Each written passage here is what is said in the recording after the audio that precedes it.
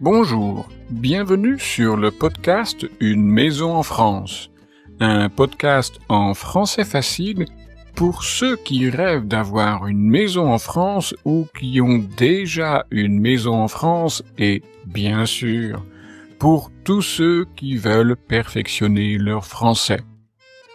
Je suis Jérôme, je suis professeur de français langue étrangère et j'écris aussi des livres pour vous si vous apprenez le français. Chaque semaine, je lis un chapitre, et ils sont tout petits, du roman en français facile « Les surprises du premier été ». Puis, je vous explique le français utilisé dans le texte. Dans ce nouvel épisode, Peter et Petra vont s'occuper de la cuisine. Dans la partie explication, je vais parler des verbes nettoyer et laver, mais aussi de l'adverbe dehors. Mais sans plus attendre, poursuivons l'histoire.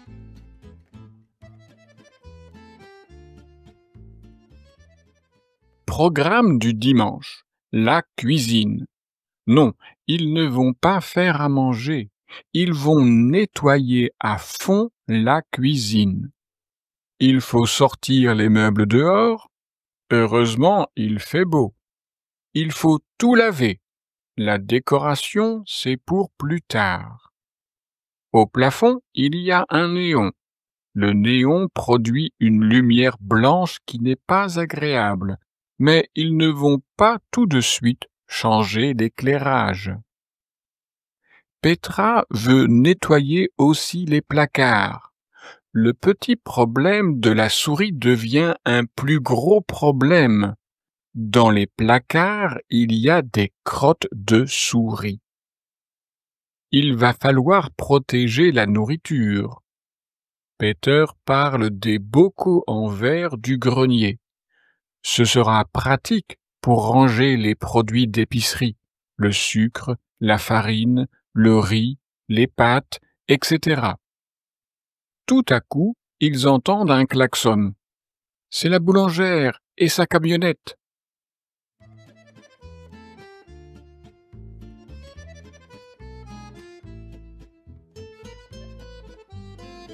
Et vous, avez-vous des souris dans votre maison? Même si on aime les animaux, on ne veut pas avoir de souris dans sa maison.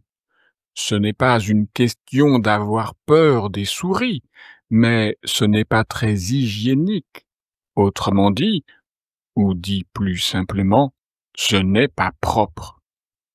Et quand ce n'est pas propre, alors c'est sale. Et si c'est sale, il faut faire quelque chose. Réécoutons le tout début du texte. Programme du dimanche, la cuisine. Non, ils ne vont pas faire à manger.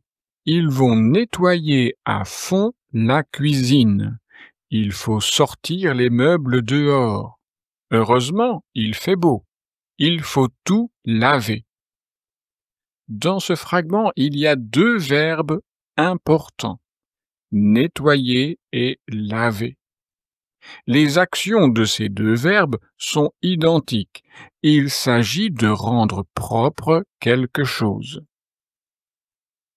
Mais il y a une petite différence de sens. Avec le verbe nettoyer, c'est toute action qui cherche à rendre propre quelque chose, retirer la poussière, enlever les saletés. Pour cela, on peut utiliser un balai, un aspirateur ou un chiffon.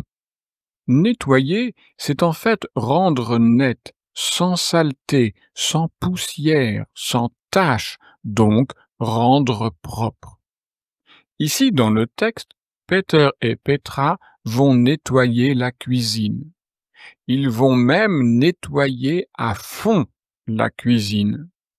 À fond, ici, ça veut dire entièrement, complètement, de manière très approfondie.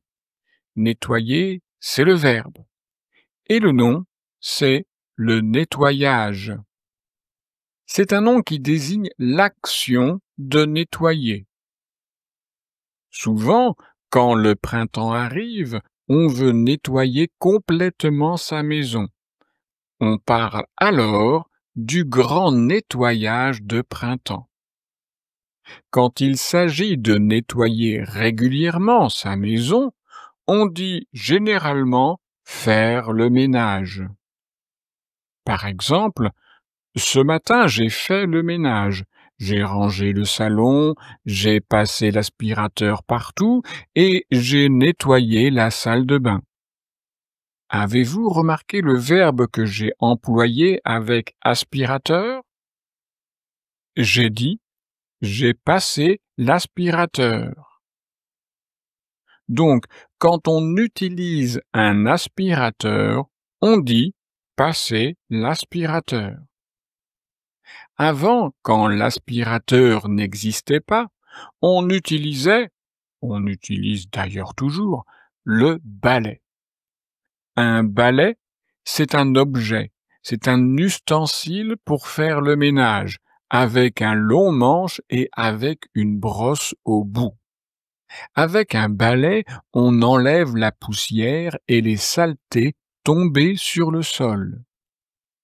Comme avec l'aspirateur, on peut dire passer le balai quand on utilise cet ustensile. Mais il existe aussi un verbe construit sur le mot balai. C'est le verbe balayer. Quand tu passes le balai dans la cuisine, en fait, tu balayes la cuisine. Après, tu pourrais dire j'ai passé le balai dans la cuisine ou j'ai balayé la cuisine. Avec laver, on doit utiliser de l'eau. On peut laver le sol de la cuisine avec de l'eau savonneuse et une serpillière. Une serpillière, c'est un morceau de toile, on pourrait dire de tissu, qu'on utilise pour nettoyer le sol d'une maison avec de l'eau savonneuse. On peut laver la vaisselle, c'est-à-dire les verres, les assiettes et les casseroles, par exemple. Mais peut-être avez-vous dans votre cuisine un lave-vaisselle. Je veux parler de cet appareil qui lave tout seul, pour vous, votre vaisselle. Donc, nettoyer, c'est l'action de rendre propre quelque chose en général, et laver, c'est l'action de rendre propre quelque chose, mais en utilisant de l'eau. Pour faire ce grand ménage dans la cuisine, Peter et Petra sortent les meubles dehors. Dans le texte, il est dit « Il faut sortir les meubles dehors ». Comprenez-vous ce mot « dehors » ? Vous allez tout de suite le comprendre si je reformule la même phrase autrement tout en gardant son sens. Écoutez. Il faut sortir les meubles à l'extérieur. Oui, le mot dehors veut dire à l'extérieur. On a l'intérieur de la maison, c'est-à-dire les pièces de la maison, la cuisine, la salle de séjour, les chambres, etc. Et on a l'extérieur de la maison, c'est-à-dire le jardin, la terrasse, le verger avec tous ses arbres fruitiers, etc. Le mot dehors s'écrit de la façon suivante. D-E-H-O-R-S. Mais on ne prononce pas le H. Le S non plus d'ailleurs.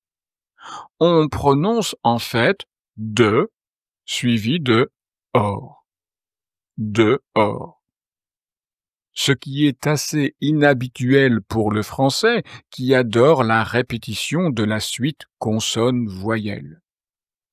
En français familier, le mot dehors est plus utilisé que le mot extérieur. Imaginez, vous allez voir des voisins pour leur rendre un outil qu'ils vous ont prêté. Vous êtes donc à l'extérieur, devant la porte de leur maison. Vous avez sonné, le voisin ou la voisine ouvre la porte, vous rendez l'outil et vous remerciez. Une petite conversation s'engage. Mais il fait froid, ou peut-être même qu'il pleut. Alors, le voisin ou la voisine peut dire « Mais ne restez pas dehors, entrez 5 minutes ». Voici un autre exemple du français familier. Vous prenez le café ou le thé chez des voisins qui ont de jeunes enfants.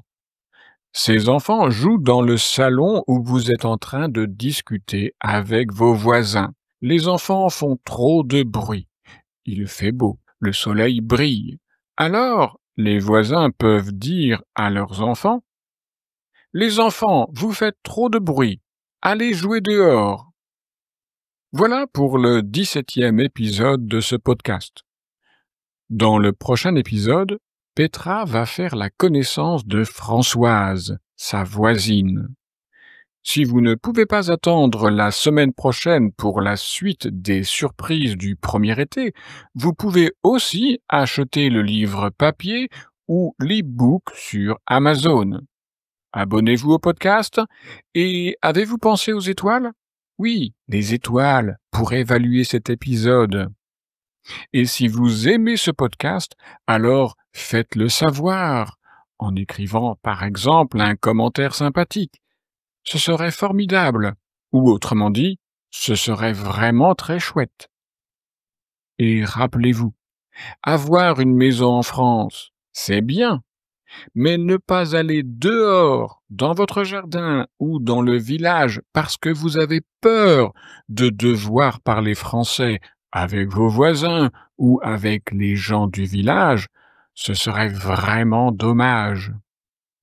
Peut-être que vous parlez déjà un peu français, mais que votre français a besoin d'être nettoyé pour mieux être compris par les Français. Alors, rien de tel que quelques leçons avec un professionnel, comme moi, pour opérer un grand nettoyage.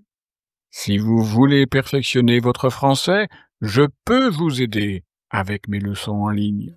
Pour en savoir plus, vous trouverez mon adresse e-mail et mon site internet dans la description de cet épisode. Au revoir!